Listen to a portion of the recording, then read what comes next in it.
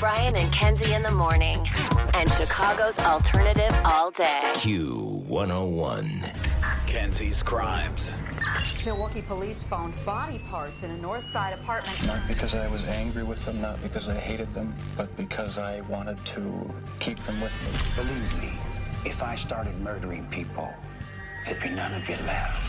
This is evil, what those people have done to me. She says Heaven's Gate awaiting. I'm not guilty. Q101. Bryant and Kenzie on Q101 with another edition of Kenzie's Krimes, a deep dive into a local murder, mystery, drama. What do we got today, Kenzie? Now, this one has been on my list for a very long time. Hands down, the most submitted request that we've had. And I think the second I start talking about it, everyone's going to remember where they were when they heard the story. But I'm sure that I have a lot more details and an even deeper dive that you didn't know about. Okay. All right? 42-year-old Rhoda McFarland was a U.S. Air Force veteran and was the store manager at a Lane Bryant in Tinley Park. Oh, I know this story. At 10 a.m. on the morning of Saturday, February 2nd, the Lane Bryant Tinley Park opened, and Rhoda was the one to open that. Within 8 minutes of opening, a man walked into the store posing as a delivery driver. One of the part-time employees who was on the floor actually asked him if he was in the right store, looking to lend a helping hand. It was said that he glanced at the ceiling as if searching for security cameras. There weren't any. He proceeded to pull out a gun and announce that this was a robbery. Due to the early morning, there was only $200 in the register. I mean, they'd been open for a couple minutes, right? He took the women to the cash register and proceeded to get angrier as the women didn't respond to his liking during the robbery. I'd also imagine the lack of money in there probably added to his frustration. Now, during the robbery, 2 customers walked into the store. He brought the 4 women to the back room, the 2 customers, as well as the general manager and the part-time employee. He ordered them to empty out their purses and bind themselves with duct tape that he himself brought. During this time, 2 more customers entered the store. Those 2 women were also forced into the back room. They were ordered to empty their purses and bind themselves with the other women. What horrible timing. Isn't that just, ugh. Yeah. Could you imagine just walking into that scenario? Ugh. That's one of those, like, if you woke up 2 minutes later that day things, you know, it's so crazy. Now, a string of hope happened. The robber walked out of the room, and Rhoda, mind you, who was a previous U.S. Air Force veteran, was able to free her hands. Man. She was able to get out, but this is how amazing this woman was. She freed her hands, and instead of running out, which she could have done, he was in the front room, she was in the back, and she freed her hands. She could have gotten out. She decided to call 911 at 10:44, which I think a lot of people probably would have ran out of the store and then obviously called for help. They wouldn't have just carried on about their day. Yeah. But it's a natural instinct to try to get out. She stayed there with the other women and called for help. Police were able to arrive at the store within several minutes because they were answering a call actually at a Target like 300 yards away. Good Lord. I'm actually going to pause right there because this gets even more insane than it already is. And the mystery behind this has to be one of the most shocking parts. So I'm leaving you. She just called 911, and we have the 911 call that she placed, and you can hear his voice, and it is so bone-chilling. So we get back, we're going to have that and the extra details on this case, which are so crazy. That's all coming up in 3 minutes with Bryant and Kenzie on Q101. Bryant and Kenzie in the morning.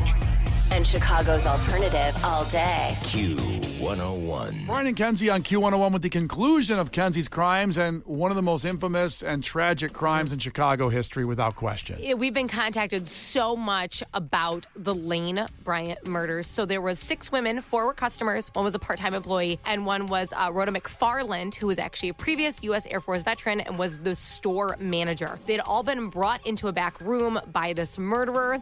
Rhoda actually managed to get her hands free and call 911, which is insane. Thank goodness this call, was placed. This call was placed at 10:44 a.m. And Brian, we have the phone call, so I would like you to play it.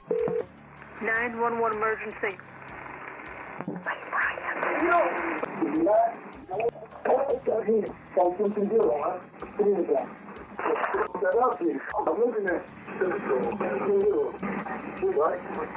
So it's crazy because not often in the 911 phone calls are you able to identify a voice.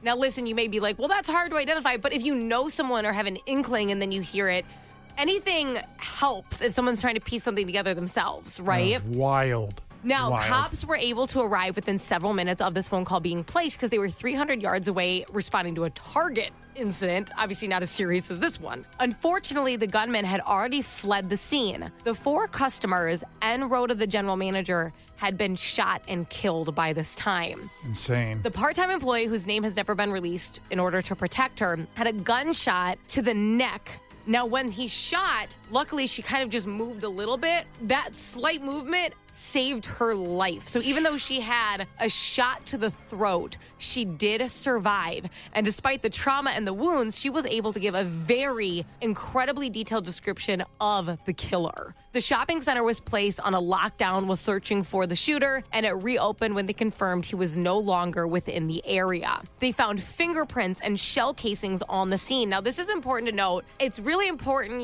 for detectives to try to figure out, was this planned? Was it random? Motives. This robber overall seems a bit inexperienced. It would happen on a Saturday, which you don't really want to do because it's the busiest time. It happened at a shopping center, which is obviously more crowded because it's more than one store. He placed the robbery in a morning, which you would think would have less money, and in this case, it did. So this seemed a bit desperate, right? He also made a couple huge mistakes. One, no mask over his face at all. Shell casings and fingerprints found at the scene. He did this in a very, very messy way, right? So it seems like desperation. A lot of people have pulled, maybe this was wanting drug money in the morning because it seems so desperate and so random. Investigators scoured the area. They did deep dives into the investigation. They were scanning even across the sides of the highways, looking for things thrown that they could attach to this person, maybe an old license plate so they could find the vehicle. Nothing was ever found. Now, the fingerprints, they did submit those. There was no match in the system, which is crazy because usually if you do something like this, you've probably committed a crime prior. This usually wouldn't be your first crime. 5 years later, they've claimed that they have chased leads as far to London.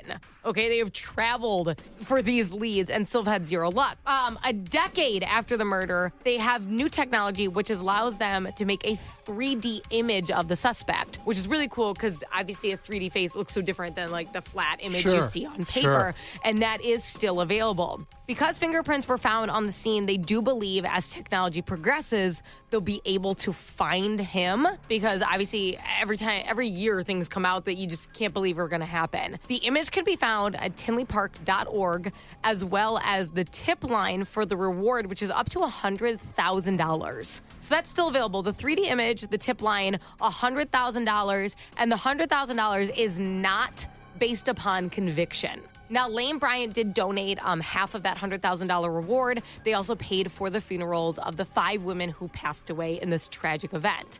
Jennifer Bishop of South Bend, Carrie Chuso Hudick of Frankfurt, Rhoda McFarland of Joliet, Sarah Safransky of Oak Forest, and Connie Wolfork of Flossmoor were all victims of this heinous crime. Again, that tip line is still open. The image is still available. The reward is still there. If you can give these families justice or closure, please do so. If you have any information, again, this happened February 2nd, 2008 at Tinley Park. Mind-boggling that this happened 17 years ago. Mm-hmm. And as to your point, it was an inexperienced criminal. Yes. And he's still out there. He could be listening right now. I know. Even the recording of his voice is available. Unbelievable. Kenzie's Crimes. Milwaukee police found body parts in a North Side apartment. Not because I was angry with them, not because I hated them, but because I wanted to keep them with me. Believe me, if I started murdering people, there'd be none of you left. This is evil, what those people have done to me. See, says Heaven's Gate away team. I'm not guilty. Q101. Well, there you have it. Wild. That was Kenzie's Crimes on the Lane Bryant murders. One of the most iconic and huge tragedies in Chicago that still exists because, as we just said, there and Kenzie brought that information. Mm-hmm. The 911 call and everything was amazing, Kenzie, and about how still out there, never solved 17 years later. Yeah.